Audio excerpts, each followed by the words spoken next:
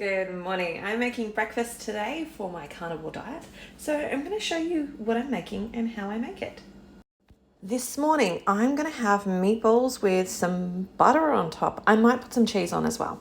And essentially all I've done is I've grabbed some mince, I've squeezed it into these balls, I've put it in the air fryer, and I'm going to put it in the air fryer for probably 10 to 15 minutes.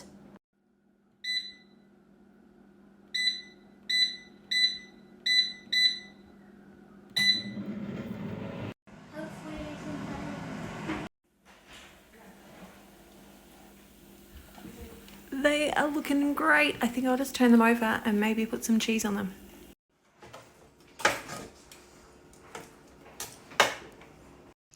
Okay, so I've popped some cheese on them. I'm going to put them in for probably another 5 to 10 minutes and then I'll show you at the end. Okay, so I did it for another 7 minutes. Some of the cheese blew off, some of them, but that's totally cool. Okay, so I want to remind you that I have not put any salt or anything else, like there's no herbs and spices in here. I'm just grabbing some of that cheese off the bottom of the thing. It will crisp up and come out a little bit easier, but I'm being in a rush. Anyway, so there's no salt, there's no herbs or spices in here. You can certainly do that if you want to.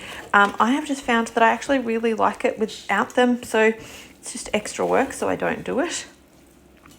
Okay, I'm going to leave those ones for my family. They can come and get those. But over here, I've got mine with a big slab of cheese, and I'm going to put some salt on them because I have not salted it yet. So I'm just putting some salt, and I'm also going to put a big chunk of butter to have it with as well. So I'm going to put that on there. Now, I just wanted to quickly say while I am doing this that I don't fast from breakfast. Now, some people fast from breakfast if they're doing OMAD, for example, which is 1 meal a day. They may fast from breakfast. I find that if you have some metabolic issues, so for example, you have diabetes, you have thyroid or adrenal issues, then fasting from breakfast just makes it worse. So fasting from breakfast when you've got those types of conditions or imbalances stresses the body even more. And so eating breakfast and waking it up in the morning means that you're not putting it into starvation or slow down mode.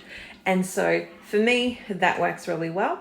Now, if I'm not hungry for the rest of the day, I'm really happy to skip those meals because I'm doing it out of a place of not feeling hungry. Versus when you've got hypothyroidism, or if you've got Graves, or if you have some other metabolic issues, maybe PCOS, diabetes, thyroid conditions, adrenal fatigue, don't skip breakfast. Even if it's just a tiny little bit of something. So one of the strategies that I give my clients who have got really chronic type of fatigue from their adrenal fatigue is to boil some eggs and have them sitting in the fridge, and then get up in the morning, whatever time it is you go to pee, maybe it's 5, maybe it's 7, and grab one of those boiled eggs and put it in your mouth and eat it. Then go back to bed if you need to. If you need to go back to bed after that, totally do it. But you've started your digestive system, you've woken it up, you're giving your circadian rhythm a bit of like, this is the morning, this is the time for us to get up and do things. And you are kicking it into gear. So I highly recommend doing that in the morning. And then again, if you're not hungry later on, skip meals. When it comes to fasting, you get the most bang for your buck if you skip your evening meal versus your morning meal. Most people will skip their morning meal because it's easier for them to do. Your cortisone levels are at the right space, your other hormones are at the right space to make it easier for you to skip that.